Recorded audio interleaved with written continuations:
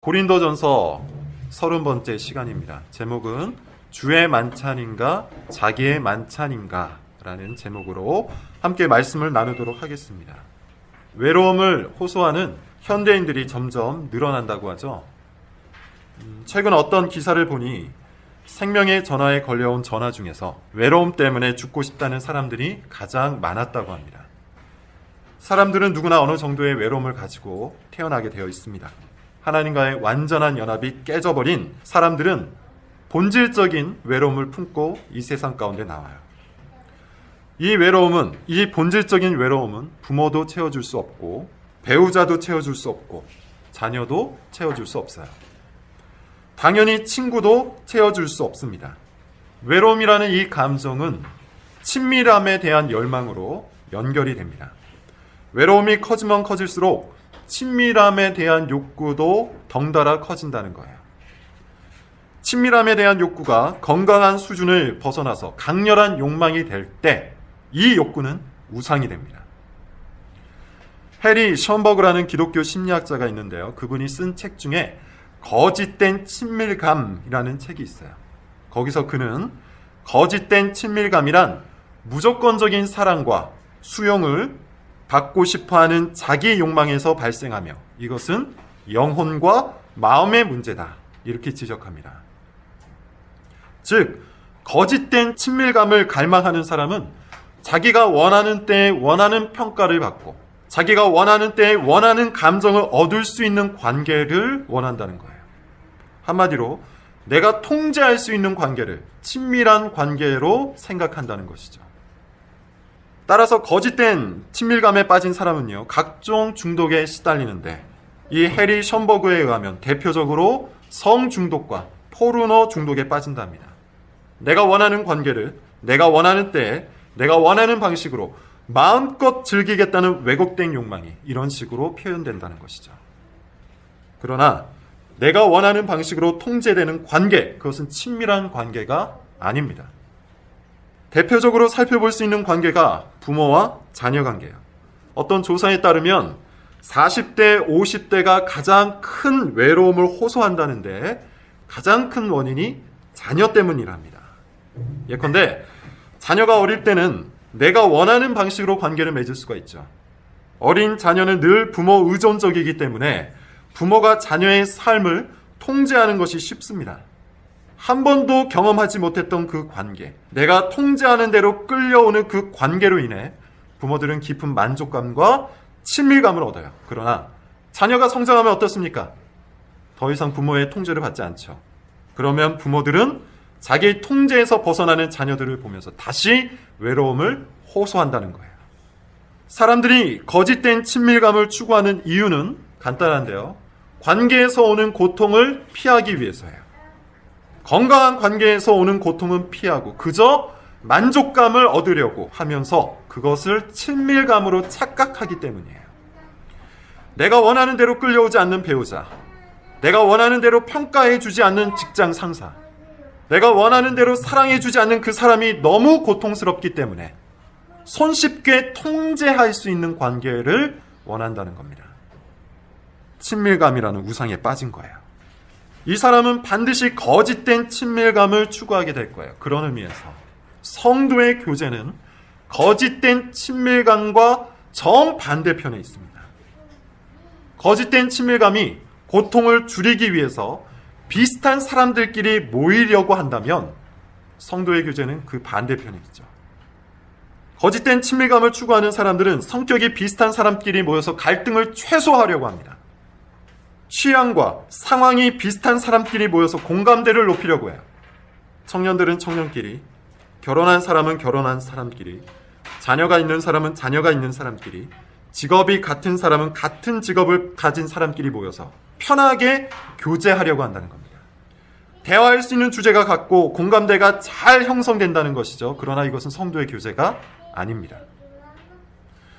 세상에서도 얼마든지 누릴 수 있는 친목 단체일 뿐이에요. 성도의 교제는요, 상대를 많이 아는 것에서 오지 않아요. 성도의 교제는 그리스도를 아는 것에서 옵니다. 그리스도가 어떤 분이고 그리스도 안에서 교회 공동체는 어떠한 모임이고 그리스도의 몸에 붙어있는 우리 각자는 어떠한 존재인지 알 때 참된 성도의 교제, 참된 친밀감을 누릴 수 있습니다. 거짓된 친밀감은 내 만족을 위해 상대가 필요하지만 참된 친밀감은 그리스도를 위해 섬김으로 나아가요. 그러니 어떨까요? 나와 달라도 상관이 없겠죠. 아닙니다. 도리어 달라야 합니다. 성별도 다르고 나이도 다르고 관심사도 다르고 공감대도 다르고 사회적 지위도 다르고 재산의 정도도 다른 사람들이 오직 그리스도 안에서 성령의 하나 되게 하시는 성도의 교제를 누릴 때 교회가 교회되는 거예요. 세상이 알 수 없는 사귐이 그리스도 안에서 일어나는 거예요. 그것이 성도의 교제예요. 세상은 어떻습니까? 나와 다르다 싶으면 외면하면 끝이죠. 같이 말할 주제가 없고 공감대가 없으면 말 안 해버리면 끝입니다. 그러나 성도의 교제란 그런 것이 아니에요. 나와 다르기 때문에 기다려주고, 나와 다르기 때문에 또 다시 한번 말해주고, 나와 다르기 때문에 한 번 더 참아주고, 나와 다르기 때문에 내가 더 낮아지는 희생과 섬김이 기본이 되는 사귐, 그것이 성도의 교제예요. 친밀감이 우상이 되어서 상대를 내 만족과 기분을 위해 통제하고 싶어하는 사람들은 이런 성도의 교제를 이해하지 못할 겁니다. 지금 당장 내 외로움을 달래고 싶고 지금 당장 사람들의 관심을 받으면서 친밀감을 누리고 싶어하는 사람들은 이 지긋하고 깊은 관계가 무엇인지 모를 거예요. 심지어 다른 사람들이 다 나를 위해서 이런 희생을 해줬으면 좋겠다고 생각할 거예요. 오늘날의 복음주의권 교회는 성경이 명백히 말하는 이런 성도의 교제를 외면합니다. 그리고 이와 같이 사람들의 욕구를 채워주면서 이것을 성도의 교제라고 현혹하고 있어요. 소위 말하는 동질성 단위 이론이라는 사회학적 개념을 도입해서 교인들을 비슷한 유형으로 그룹화시켜주고 거기서 서로 친밀감을 얻으라고 합니다. 나와 다른 사람들을 위해 희생하고 섬기면서 그리스도의 몸된 교회를 세우는 성도의 교제가 아니라 나와 비슷한 사람들과 편하게 대화하고 희낙낙하면서 자기 만족을 채우는 친목회를 권하고 있는 거예요. 다시 한번 말하지만 이런 것은 성도의 교제가 아닙니다. 교회로 모인다고 성도의 교제가 저절로 이루어지는 것은 아니에요. 심지어 교회 모임이 해가 될 때도 있어요. 이것은 제 말이 아니라 바울의 말이죠. 오늘 본문을 보세요. 17절입니다. 17절에서 바울이 이렇게 말하죠. 같이 한번 읽어보죠. 자, 시작. 내가 명하는 이 일에 너희를 칭찬하지 아니하나니 이는 이 본문은 공예배의 질서라는 큰 단락 속에 있다고 했습니다. 바울은 고린도 교인들을 또 꾸중하고 있어요. 내가 명하는 이 일에 너희를 칭찬하지 않겠다. 이유가 뭡니까? 너희의 모임이 유익이 되기는커녕 도리어 해롭기 때문이다. 주목해서 잘 봐야 합니다. 바울은 지금 사적인 모임이 해롭다고 말하는 것이 아니에요. 세속적인 만남이 해롭다고 말하는 것이 아닙니다. 공적인 예배, 더 정확하게 말하면 예배 후에 갖는 주의 만찬 시간이 해롭다고 말하고 있어요. 어떻게 이럴 수 있을까요?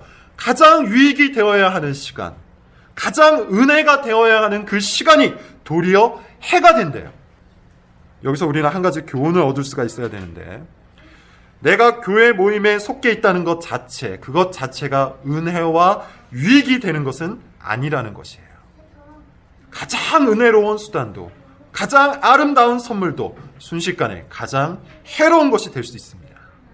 하나님께서 우리에게 은혜를 누리라고 주신 예배도, 교회 공동체도, 성경 읽기와 기도하기도 도리어 유익이 되기는커녕 해가 될 수 있다는 거예요. 하나님께서 즐거움을 누리고 유익함을 얻으라고 주신 선물들, 곧 가정, 배우자, 자녀, 직장도 얼마든지 해로운 것이 될 수 있다는 거예요.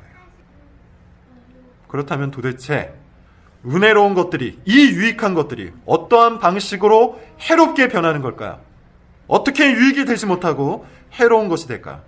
답을 한번 찾아보겠습니다. 18절, 19절을 보세요. 같이 한번 읽어볼까요? 자, 시작. 먼저 너희가 교회에 모일 때 너희 중에 분쟁이 있다함을 듣고 어느 정도 믿거니와 너희 중에 파당이 있어야 너희 중에 옳다 인정함을 받은 자들이 나타나게 된다. 자, 자, 18절부터 34절까지 오늘의 본문은 소위 말하는 샌드위치 구조예요. 액자 구조라고도 하죠. 큰 이야기가 있고 그 중간에 작은 이야기가 포함되어 있습니다. 외부 구조 그리고 내부 구조로 구성되어 있다는 거예요. 18절부터 22절 그리고 33절부터 34절이 외부 구조입니다. 이 외부 구조를 통해서 바울이 말하고자 하는 것은 현실적인 문제죠. 고린도 교회 안에 실제로 일어난 어떤 사건에 대한 조언이에요. 그리고 내부 구조 23절부터 33절까지 바울은 신학적인 답변을 하고 있습니다. 고린도 교회 안에서 일어난 어떤 사건이 있는데 그 사건에 대한 신학적인 진단과 답변을 주고 있다는 거예요. 자, 그런 구조를 머리에 담으시고 18절과 19절을 보면 고린도 교회 안에 일어난 사건 무엇이었습니까? 분쟁이 일어났죠. 언제 일어났습니까? 그것이 중요해요. 교회가 모일 때에 일어났습니다.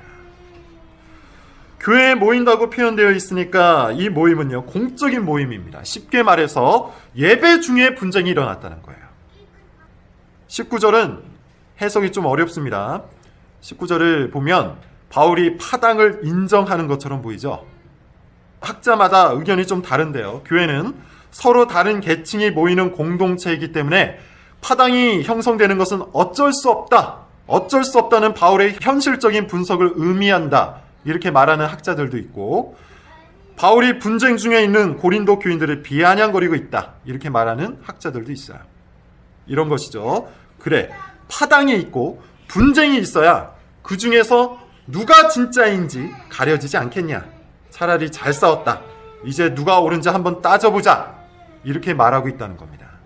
뭐가 정확한지는 모릅니다. 다만 19절 그리고 18절에서 말하고 있는 의미를 찾기에는 전혀 어렵지 않아요. 예배 중에 분쟁이 일어났는데 그 주된 원인이 뭡니까? 끼리끼리 모이는 파당 때문이라는 거예요. 구체적으로 어떠한 파당일까요? 그리고 어떤 분쟁이 일어난 걸까요? 20절부터 22절입니다. 같이 한번 읽어봅시다. 22절까지예요. 자, 시작. 그런즉 너희가 함께 모여서 주의 만찬을 먹을 수 없으니 이는 먹을 때 각각 자기의 만찬을 먼저 갖다 먹으므로 어떤 사람은 시장하고 어떤 사람은 취함이라. 너희가 먹고 마실 집이 없느냐? 너희가 하나님의 교회를 업신여기고 빈궁한 자들을 부끄럽게 하느냐? 내가 너희에게 무슨 말을 하랴? 이 구절을 잘 이해하시려면 두 가지 정도의 시대 배경을 알아야 합니다. 첫째, 초대교회에서의 주의 만찬은 오늘날 우리가 이해하는 성찬식과는 형식이 좀 다릅니다. 우리는 예배당에 모여서 찬양하고 기도하고 빵과 포도주를 나눈 후에 다시 말씀을 듣고 기도하고 다 같이 먹습니다. 한마디로 예배 속에 거룩한 의식으로 성찬식을 드리죠. 반면에 초대교회에서는 조금 더 자유로웠어요. 더 정확하게 말하면 성찬과 더불어 애찬을 같이 했습니다. 말씀이 끝난 후에 떡과 포도주를 나눌 뿐만 아니라 음식을 싸워서 다 같이 나눠 먹었다는 거예요. 즉, 초대교회에서의 주의 만찬은 성찬과 애찬이 결합된 형태였어요. 두 번째, 초대교회 당시에는요, 교회 건물이 따로 없었습니다. 특히 고린도 교회는 헬라 지역에 개척된 아주 초창기 교회였어요. 따라서 일정한 교회 건물이 없었습니다. 그렇다면 어떻게 예배를 드렸을까요? 대부분 가정집에서 예배를 드렸는데 큰 집을 가지고 있는 부자들이 자기 집을 후원했어요. 로마를 배경으로 하고 있는 영화를 보신 분들은 알겠지만 당시 부자들은 넓은 마당과 큰 홀을 가지고 있는 집이 있었어요. 그 중에서도 2층은 많은 사람들이 들어갈 수 있도록 탁 트인 공간으로 건축을 해놨습니다. 고린도시에 살고 있는 부자 중에 누군가가 자기 집을 예배 공간으로 후원을 하였고, 추정하건대 고린도 안에는 이런 집들이 여러 개가 있었을 겁니다. 자, 이런 배경을 머릿속에 그리시고 본절들을 다시 한번 설명해 보죠. 먼저 20절을 보세요. 바울은 파당 때문에, 당파 때문에 너희들이 함께 모여서 주의 만찬을 먹을 수가 없다라고 해요. 왜 파당 때문에 함께 주의 만찬을 먹지 못한다고 합니까? 21절이에요. 한 번 더 읽어봅시다. 21절 시작. 이는 먹을 때 각각 자기의 만찬을 먼저 갖다 먹으므로 본절도 정확하게 어떠한 내용인지는 알 수가 없습니다. 두 가지 정도의 견해가 있어요. 첫째는 부자들과 가난한 사람들이 처해 있는 상황적인 차이예요. 부자들은 당연히 음식을 풍족하게 가지고 오겠죠. 사회 하층민들이 평상시에는 볼 수도 없는 고급 음식들을 펼쳐놓고 신나게, 탐욕스럽게, 개걸스럽게 먹었어요. 부자들은 이것을 당연한 권리로 여겼을 겁니다. 내가 가지고 온 만찬이 있고 그것을 내가 즐기겠다는데 누가 뭐라고 하겠는가? 반면에 가난한 사람들은 어떠했을까요? 평상시에도 먹을 것이 없는데 주의 만찬에 싸가지고 올 음식들이 변변할 리가 없을 겁니다. 형편없는 음식들을 아주 조금 싸가지고 와서 구석에서 조용히 식사를 하는 거예요. 주의 만찬이 오히려 부자와 가난한 사람들을 극단적으로 나누어 버린 것이죠. 이 모임이 유익할까요? 해로울까요? 두 번째 견해가 있습니다. 이 해석은 집의 구조와 관련이 있어요. 당시 로마의 집은 이중 구조로 되어 있었습니다. 집주인을 비롯해서 특별한 손님들만 들어갈 수 있는 작은 방이 있었는데 이곳을 트리클리니움이라고 해요. 배너 같은 로마와 관련된 영화를 보시면 6, 7명 정도의 사람들이 비스듬하게 누워서 음식을 먹는 장면이 나오죠. 바로 그곳을 말합니다. 이 조그마한 방 밖에는 30명 정도 수용 가능한 넓은 홀이 있었는데 보통 덜 중요한 사람들이 머무는 공간이었고 거기서 사람들은 서서 음식을 먹었어요. 아트리움이라고 합니다. 그리고 아예 바깥에 종이나 하층민들이 대기하고 있는 곳이 있었습니다. 아마 자기 집을 예배당으로 후원한 이 집주인, 이 부자 집주인은 평상시에 하던 파티처럼 주의 만찬도 신분을 구별해서 즐겼을 가능성이 높아요. 만약에 이런 식으로 주의 만찬을 했다면 이 모임이 유익하겠습니까? 해롭겠습니까? 21절의 내용이 두 가지 견해 중에 구체적으로 무엇을 말하는지 알 수는 없지만 그래도 의미는 확연하죠. 주님의 만찬이 신분과 사회적인 지위와 재산의 정도를 따라 차별적으로 이루어진 겁니다. 자기의 만찬을 가지고 먹는 이 부유한 사람들은 어쩌면 문제가 무엇인지 전혀 몰랐을 수도 있어요. 그저 평상시에 하던 것처럼 세상 사람들과 똑같이 너무나도 당연하게 자기 권리를 누렸을 뿐인데 뭐가 문제인가? 이렇게 생각했을 수도 있다는 겁니다. 다 그렇게 하지 않는가? 세상 사람들도 다 이렇게 하고 있지 않은가? 뭐가 문제인가? 좀 더 부드럽게 생각하는 사람들도 있었을 거예요. 이렇게 하는 것이 오히려 좋습니다. 사람들이 서로 수준에 맞게 어울려야 서로 편하지 않겠습니까? 우리는 가난한 사람들을 배려한 겁니다. 신분에 걸맞게 만나고 계층에 걸맞게 어울리고 공통 주제를 가지고 있는 사람들끼리 교제해야 서로 편한 거 아닙니까? 이렇게 주장한 사람도 있었을 거예요. 그러나 바울의 생각은 달랐습니다. 바울은 칭찬하지 않겠다는 말을 반복하면서 그들이 얼마나 큰 잘못을 저질렀는지 알려주고 있어요. 너희가 먹고 마실 집이 없느냐? 너희가 어찌 하나님의 교회를 업신여기느냐? 너희가 어찌 가난한 자들을 부끄럽게 하느냐? 세 가지 잘못을 지적했습니다. 첫 번째, 그들은 주의 만찬을 일반적인 식사와 구분하지 않았어요. 너희가 먹고 마실 집이 없느냐? 고린도 교회의 부유한 사람들은 평상시에 손님들을 초대해서 먹고 마시는 것처럼 주의 만찬을 즐겼습니다. 그것을 곧 성도의 교제라고 생각한 거예요. 그러나 주의 만찬과 일반 식사는 완전히 다르죠. 성도의 교제와 일반적인 친목은 완전히 다릅니다. 일반적인 친목의 가장 큰 특징은 자신이 편한 대로 행동하는 거예요. 즐기던 대로 즐기는 거예요. 거기에는 희생이 필요가 없습니다.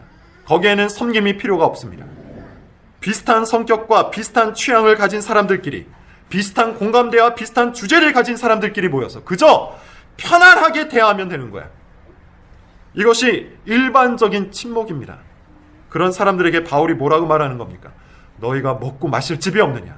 너희가 놀고 먹을 친구들이 없느냐? 이렇게 외치는 거예요. 성도의 교제는 일반적인 친목과 완전히 다릅니다. 둘째, 그들은 교회와 예배를 자기 만족을 위해서 사용했어요. 너희가 어찌 하나님의 교회를 업신여기느냐? 그들에게 교회는 치열하게 고민해야 되는 공동체가 아니었습니다. 어떻게 하면 하나님의 영광이 드러날까? 어떻게 하면 그리스도가 존귀해질까? 어떻게 하면 사람들이 그리스도의 십자가를 보며 구원을 얻을 수 있을까? 그들에게 교회는 이런 치열한 고민과 자기 권리를 포기하는 희생의 공동체가 아니었던 겁니다. 그들은 하나님의 교회를 활용할 계획만 세웠어요. 하나님의 교회를 이용해서 자기 만족과 필요를 채우기 위해 혈안이 되어 있었습니다. 어떻게 하면 사람들이 나를 주목할까?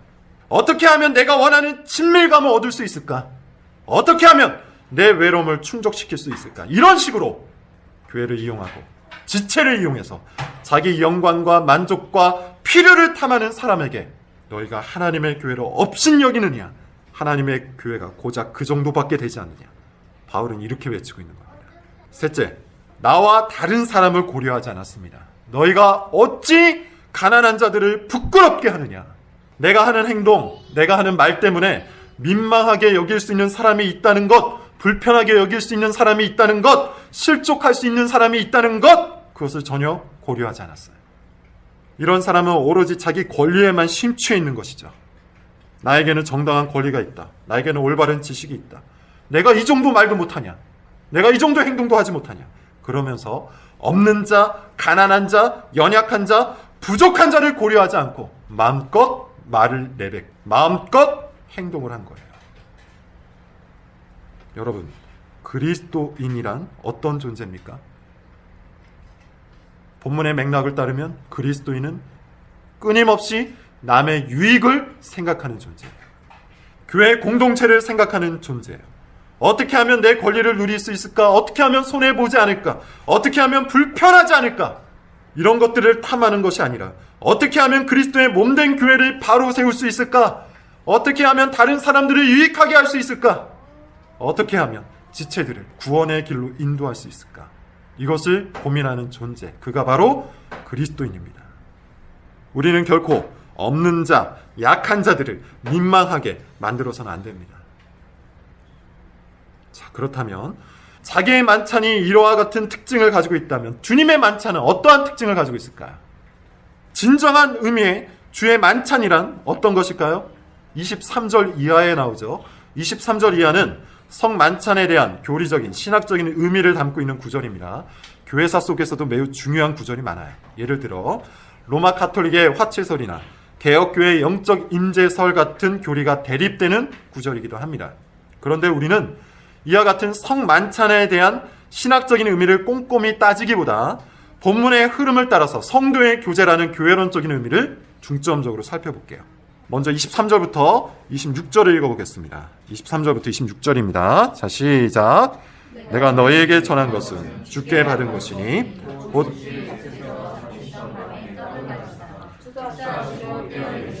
이것은 너희를 위하는 내 몸이니 이것을 행하여 나를 기념하라 하시고 19절 또한 그와 같이 잔을 가지시고 이르시되 이 잔은 내 피로 세운 새 언약이니 이것을 행하여 마실 때마다 나를 기념하라 하셨으니 너희가 이 떡을 먹으며 이 잔을 마실 때마다 주의 죽으심을 그가 오실 때까지 전하는 것입니다.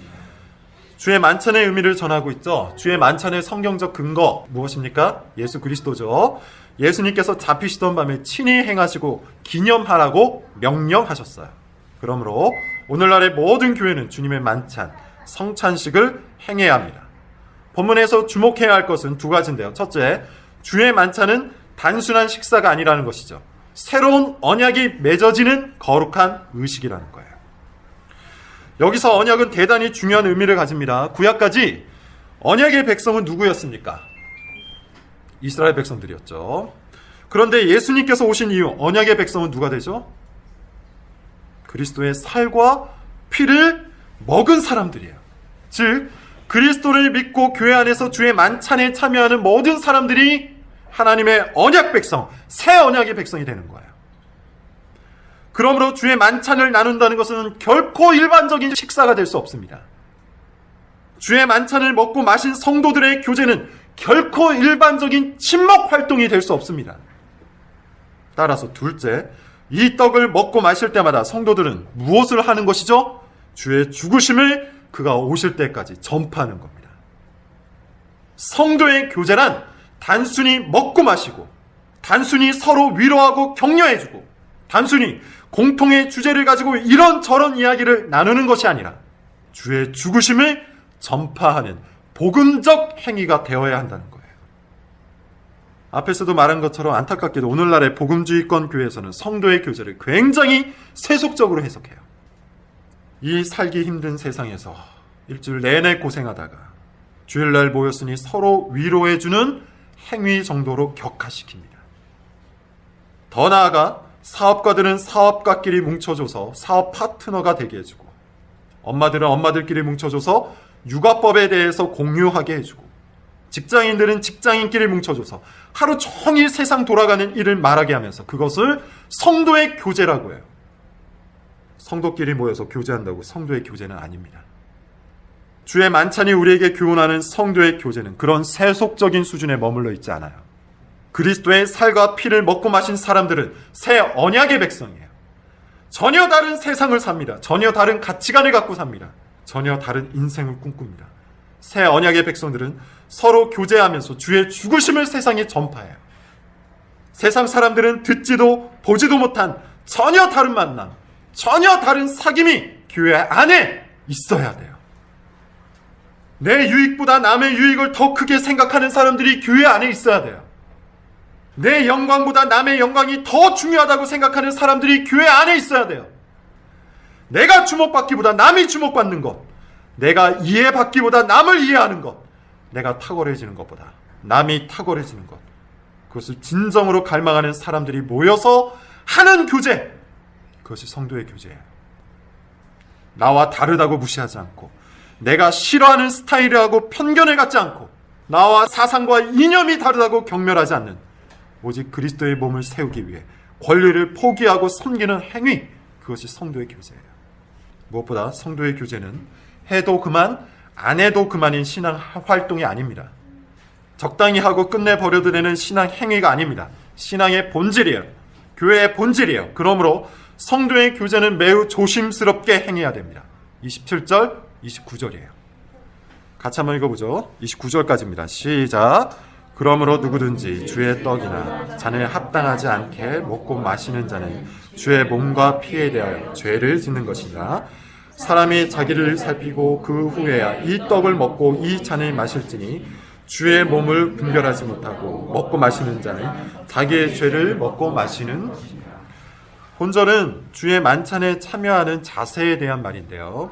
좀 더 확대해서 성도의 교제라는 측면으로 해석해보죠. 합당하지 않게 먹고 마시는 자, 어떤 사람들이었습니까? 지금의 문맥을 보면 자기 만찬을 즐기는 사람들이었죠. 성도의 교제가 아닌 세상의 친목 활동을 교회 속에서도 벌이는 사람들이에요. 그들은 주님의 만찬에 합당하지 않다고 합니다. 주님의 만찬이 무엇인지 모르고 자기 만찬을 즐기는 사람, 이런 사람은 사실 어떤 사람이랍니까? 자기의 죄를 먹고 마시는 사람이래요. 이것이 얼마나 큰 죄인지 바울은 이렇게 말합니다. 30절부터 32절이에요. 한번 읽어볼까요? 자, 시작. 그러므로 너희 중에 약한 자와 병든 자가 많고 우리가 우리를 살폈으면 판단을 받지 아니하려니와 우리가 판단을 받는 것은 주께 징계를 받는 것이니 이는 우리로 세상과 함께 정죄함을 주의 만찬에 잘못 참여한 사람들 중에 어떤 사람들이 있다고 합니까? 약해진 사람들, 병든 사람들, 죽은 사람들이 있다고 하죠. 오해는 하지 맙시다. 죄를 지을 때마다 즉각적으로 이런 심판을 받는다는 의미는 아니에요. 바울은 그런 기계적인 심판론을 어디에서도 주장하지 않습니다. 그럼에도 불구하고 바울이 여기에서 이런 식으로 말한 이유는 주의 만찬을 경시하는 태도가 그만큼 위험한 죄라는 겁니다. 하나님께서 가볍게 여기는 죄가 아니라는 거예요. 그만큼 성도의 교제는 무거운 복음의 본질입니다. 33절, 34절을 읽고 결론을 이야기하고 마치겠습니다. 자, 33절, 34절입니다. 시작. 그런즉 내 형제들아 먹으러 모일 때 서로 기다리라. 만일 누구든지 시장하거든 집에서 먹을지니 이는 너희의 모임이 판단받는 모임이 되지 않게 하려 함이라. 그 밖의 일들은 내가 언제든지 갈 때에 바울은 마지막으로 판단의 문제를 말하고 있어요. 먼저 우리는 우리 자신을 판단해야 합니다. 지금 나는 온전한 마음으로 주님의 만찬에 참여하는가? 정말 형제와 자매를 새 언약의 백성으로 대하고 있는가?